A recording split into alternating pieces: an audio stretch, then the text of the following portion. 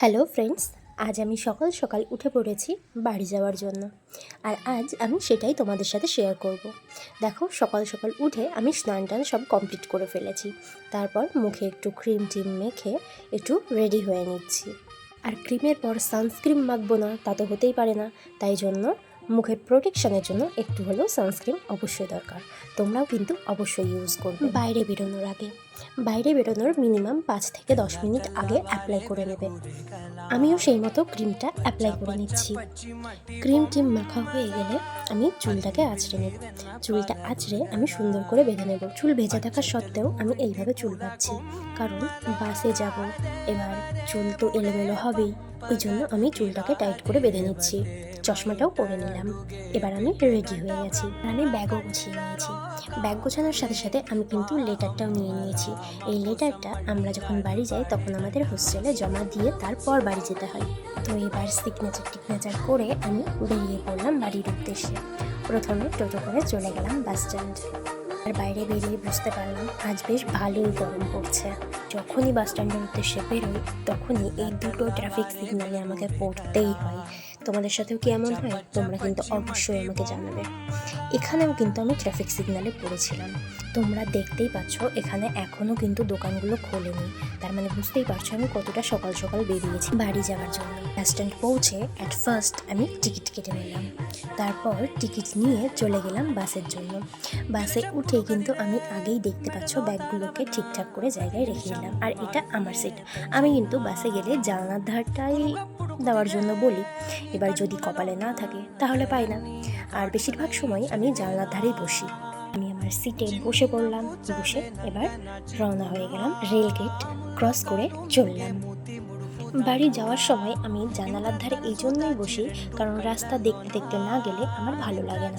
এই যে কত সুন্দর প্রাকৃতিক দৃশ্য দেখতে দেখতে আমি বাড়ি যাই, আমার ভীষণ ভালো লাগে। রাস্তার ধারে কত মন্দির থাকে, কত ফুল থাকে, আমার দেখতে কিন্তু ভীষণ ভালো লাগে।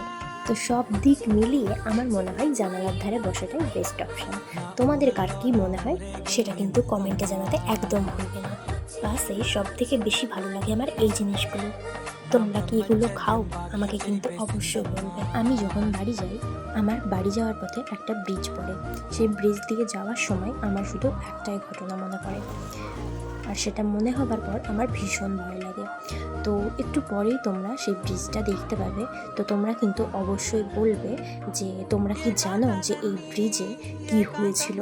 এই যে এইটা হচ্ছে সেই ব্রিজ। তোমরা যদি জেনে থাকো তাও আমায় বলবে, আর তোমরা যদি না জেনে থাকো তাও কিন্তু আমায় অবশ্যই বলবে। তোমাদের যদি আমার ভিডিও ভালো লেগে থাকে তাহলে কিন্তু সাবস্ক্রাইব করতে একদম ভুলবে না। পাশে থাকা বেল আইকনটি প্রেস করে অবশ্যই কিন্তু লাইক, কমেন্ট অ্যান্ড শেয়ার করে দিই। এবার তোমাদের কিছু ছোট ছোট ক্লিপ নেওয়ার শর্টস দেখায়, সেগুলো কিন্তু অবশ্যই দেখো।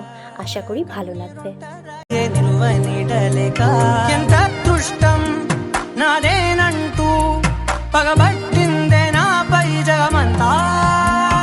నచ్చిందమ్మా నచ్చిందమ్మా నచ్చిందమ్మా జన్మ నీలో సగమై బ్రతికే భాగ్యం నాదమ్మా మెచ్చిందమ్మా మెచ్చిందమ్మా నిలుచున కుంకుమమ్మా వెయ్యల్లాలు శంకులు దీవించిందమ్మా తెల్ల తెల్లవారే వెలుగు రేఖలా పచ్చ పచ్చ పచ్చి మట్టి బొమ్మలా అల్లి బిల్లి వెన్న పాల నురగలా అచ్చ తెలుగు। দেখো, দেখে মনে হচ্ছে কত রোদ। এই মেঘ দেখে কি মনে হচ্ছে যে বৃষ্টি নামবে? দেখতে দেখতে হঠাৎ দেখি মেঘেও ধোঁকা করে দিল। হঠাৎ দেখি বৃষ্টি নেমে এলো ঝমঝম করে। তো জোরে জোরে বৃষ্টি হচ্ছিল। আমি আমার বাসের যে আমি জানালার ধারে বসেছিলাম সেই কাঁচটা তুলে দিয়েও বৃষ্টি আটকাতে পারছিল না। ভেতরে জল ঢুকে পড়ছিল। আমার তো একটা সাইড পুরো ভিজে গেছিল। এটা কিন্তু সাইড এফেক্ট জানালার ধারে বসার। তারপর ফাইনালি আমি বাস থেকে নেমে পড়েছি। বাস থেকে নেমে আমি অটো বা টোটোর জন্য ওয়েট করছিলাম। তারপর অটো পেয়ে আমি চললাম।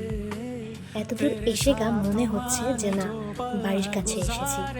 এই যে স্কুলটা দেখতে পাচ্ছ, এখানে কিন্তু আমি ছোটোবেলা থেকে পড়েছি। মানে 5 to 12 পর্যন্ত কিন্তু আমি এই স্কুলে পড়াশোনা করেছি। আর এটা আমাদের এখানকার সব থেকে জাগ্রত মন্দির। এখানে অনেক দূর দূরান্ত থেকে মানুষ আসে মাকে শুধুমাত্র একবার দর্শন করার জন্য। তোমরা কি কেউ এখানে এসেছো? অবশ্যই কিন্তু জানাবে। তারপর অটো থেকে নেমে বাইকে উঠে পড়েছি। আর আমি ফাইনালি পৌঁছলাম গাইজ আমার বাড়িতে এসে যেন মনে হচ্ছে কত দিন পর আমি বাড়ি এসেছি। আর বাড়ি এসে তো দেখতেই পাচ্ছ আমি ভিজে গেছি, বুঝতে পারছো কিনা আমি জানি না, কিন্তু আমি ভীষণভাবে ভিজে গেছিলাম আর ভীষণ হাঁপিয়ে গেছিলাম। তো আজ এই পর্যন্তই থাক। দেখা ও কথা হবে তোমাদের সাথে আবার পরের কোনো ভিডিওতে।